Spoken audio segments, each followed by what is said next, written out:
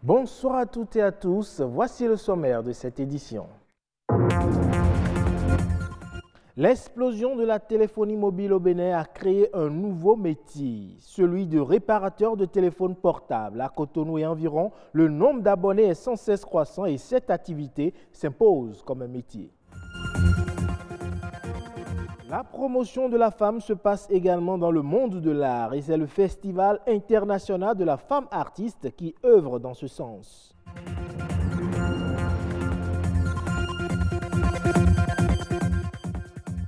Lui se fait appeler Patiste. Il est artiste plasticien. Il mélange collage et peinture et laisse libre cours à son talent, à l'imagination selon l'émotion qu'il veut véhiculer.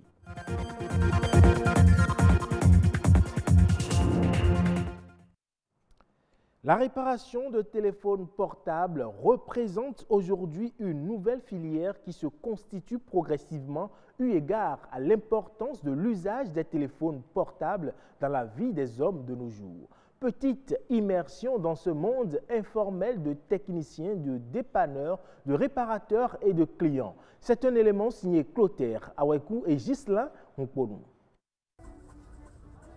À l'ère des nouvelles technologies de l'information et de la communication, les ordinateurs et autres téléphones portables sont au cœur de l'activité humaine. Et leur prééminence aujourd'hui dans la vie des hommes a vu émerger, parlant des téléphones portables, une nouvelle génération dite des têtes baissées, TB.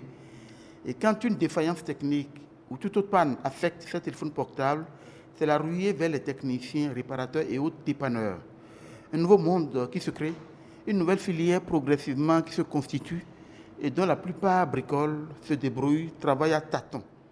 Quant aux questions relatives aux pannes les plus fréquentes observées, aux coûts de réparation, aux relations avec les clients, en somme, aux conditions de vie de travail, en voici quelques réponses triées sur le volet.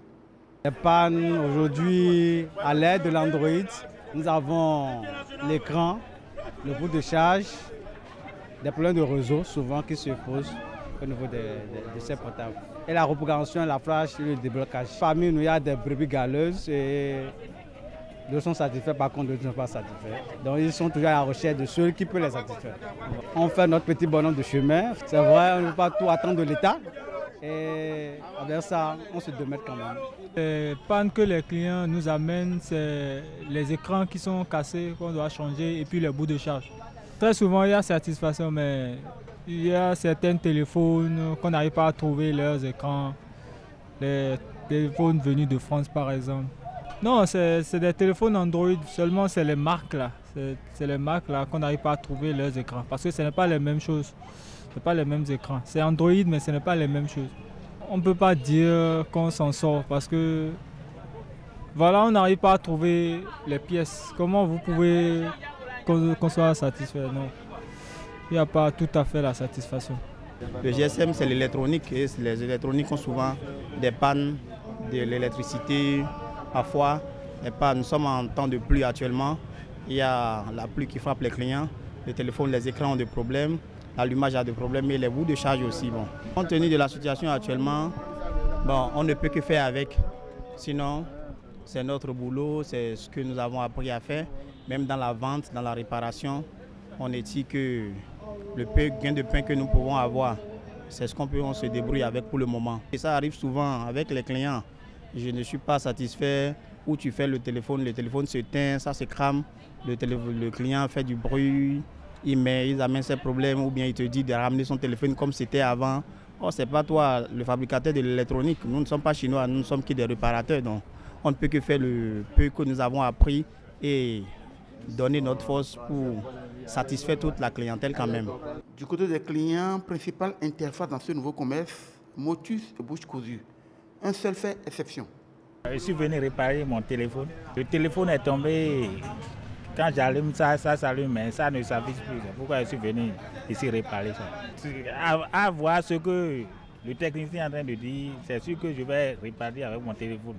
Immersion dans ce monde de réparation, de dépannage des téléphones portables, un monde fait de briques et de brocs, a permis de comprendre un peu le fonctionnement de cette nouvelle filière qui évolue pour l'essentiel dans l'informel et d'ajouter que les quelques centres régulièrement installés et souvent concessionnaires des téléphones portables de grande marque se refusent à cette coûte en vie de comprendre.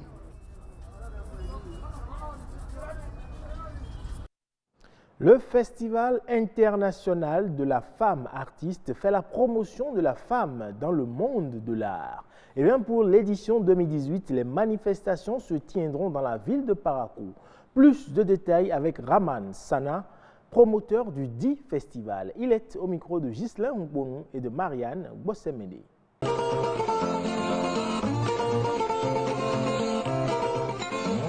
C'est un festival d'abord qui regroupe que des spectacles de femmes. En art culinaire, en théâtre, en danse, en musique et tout. Et nous avons des thèmes que nous développons aussi qui concernent la femme. C'est un festival qui regroupe les femmes de l'Afrique et du monde en général. L'idée est partie du constat que de notre environnement où nous avons un retard criard de la femme, surtout en matière d'art. Elle n'existe pratiquement pas. On s'est dit qu'il faut leur trouver un plateau où il peut y avoir un brassage des autres femmes, de ce qui se fait chez nous ou qui se fait ailleurs par les femmes qui se retrouvent au Bénin et précisément Parakou pour échanger. L'objectif c'est de former d'abord la femme dans le domaine de l'art. Parce que l'art est un métier, il faut l'apprendre avant de l'exercer comme profession. Donc nous formons les femmes, les hommes dans les autres rubriques, mais précisément pour la musique, ce n'est que les femmes que nous formons. Et pour avoir des femmes instrumentistes, chanteuses, professionnelles dans la musique. L'édition de cette année, du 7 au 9 décembre, le festival aura lieu à Parakou. Et nous avons des troupes qui doivent venir de la Belgique, de la France, du Sénégal, un peu partout en Afrique. Là, a besoin d'appui. C'est un patrimoine qu'il faut sauvegarder.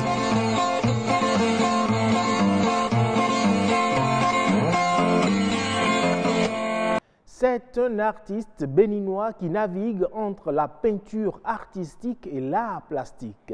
Il nourrit des toiles à conception variée, inspirées par plusieurs thématiques. Pathès, de son nom d'artiste, s'approprie les codes de la société, s'en amuse et sensibilise à sa façon. Qui est Pathès? Élément de réponse avec Patrick Adjaboudjou.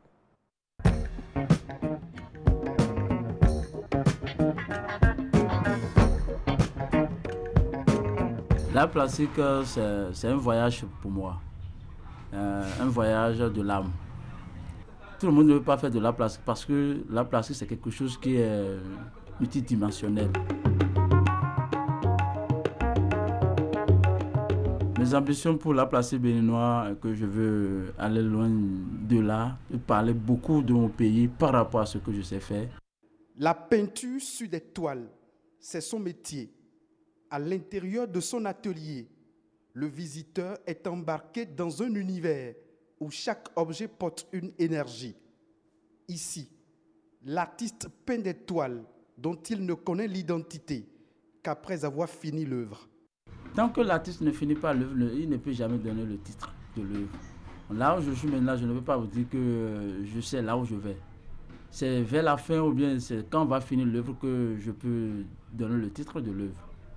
Pathès, artiste plasticien polyvalent. Il puise dans le mélange de l'huile, de ses tubes d'acrylique aux couleurs variées, la portée artistique de ses créations. Pour lui, aucune œuvre d'esprit n'a de sens sans la peinture et les couleurs. Mon premier amour, c'est la peinture, c'est les couleurs. Sans ça, je ne vis pas. C'est ça qui me permet de pouvoir communiquer avec les autres. C'est ça qui me permet de communiquer avec le monde irréel. C'est ça qui me permet de communiquer avec les gens qui sont en face de moi. Sans ça, je ne peux pas communiquer. C'est une vie. Et c'est ma vie. Autodidacte, sa passion pour la peinture artistique est née en 2007. La finesse et la justesse de ses œuvres lui ont valu des expositions en Allemagne, en Chine et en France.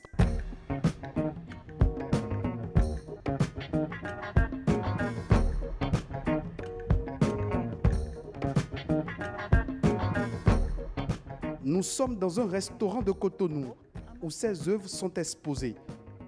Ces tableaux, vifs et porteur d'émotions, reflète la vitalité et la diversité de ses inspirations. Les hommes que vous voyez sur la toile, c'est les hommes braves de l'Afrique qui ne cessent pas de tenir le flambeau debout toujours en Afrique. Il y a encore des valeurs dans notre continent, dans notre pays, qui sont là, malgré tout ce qui va se passer, ils vont toujours rester pour construire leur continent, pour construire leur pays. Pathis, une valeur ajoutée dans l'art contemporain béninois qui mérite d'être révélée.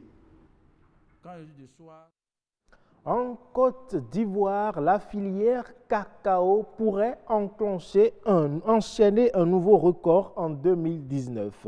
La récolte d'or brun est projetée pour atteindre 2,2 millions de tonnes au terme de la dite saison, soit 200 000 tonnes de plus que le précédent résultat. Dans cette dynamique, la principale campagne cacaoyère devrait s'achever à mars prochain sur un volume de 1,7 million de tonnes en hausse de 13,3% par rapport à l'année dernière. D'après les estimations du groupe financier américain Bloomberg, la Côte d'Ivoire a écoulé sur le marché mondial près de 2 millions de tonnes de cacao pour la campagne 2017-2018.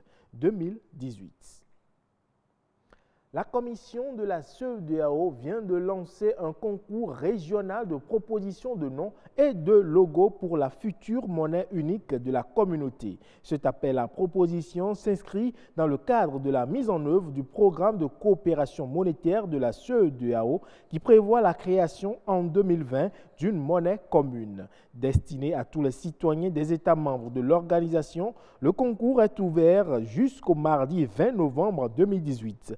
Les 3 meilleures propositions de noms et de logos seront primées séparément avec des chèques allant de 3 millions à 6 millions de francs CFA. Selon l'organisation, un intérêt particulier devra être accordé par les concurrents aux principales valeurs de la communauté et particulièrement à sa vision 2020. Merci à toutes et à tous. Bonne fin de semaine.